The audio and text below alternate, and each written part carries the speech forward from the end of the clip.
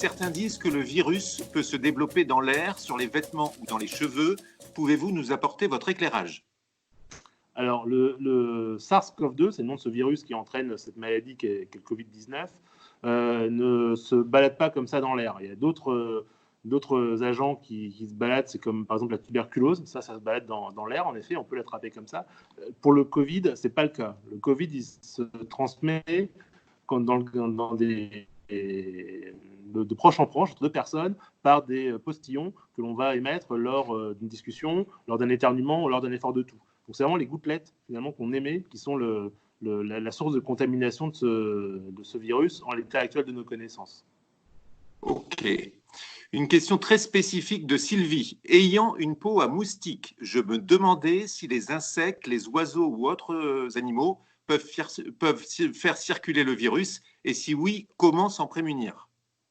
Alors a priori non, il n'y a aucune publication scientifique qui va dans ce sens. On retrouve très très peu de virus dans le sang. Donc le moustique, quand il vous pique, il va prendre un petit peu de votre sang et puis il va pouvoir transmettre d'autres maladies en allant piquer quelqu'un d'autre. Mais pour ce virus-là qui entraîne le Covid-19, ça n'a pas été prouvé et vu qu'il y a très peu de virus dans le sang, c'est très peu probable. Donc il n'y a aucun risque par rapport à ça.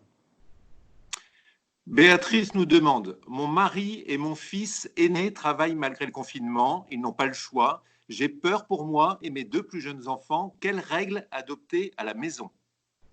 Alors les règles, c'est les gestes barrières. On en a beaucoup parlé, on le répète, mais c'est vraiment des gestes qui marchent, qui sont vraiment efficaces.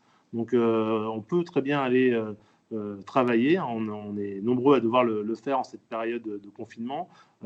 Du moment qu'on n'a pas de signes, c'est-à-dire qu'on n'a pas de fièvre, pas de signes respiratoires, on n'est pas considéré comme contaminant. Donc quand on rentre à la maison, si on a été en contact avec des personnes malades, le mieux c'est en effet de se changer, d'enlever les vêtements, enlever les chaussures, etc. Ça, c'est une chose. Mais du moment qu'il n'y a personne de malade à la maison, personne qui tousse, qui éternue, qui a de la fièvre, il n'y a pas de risque particulier au sein de la maison.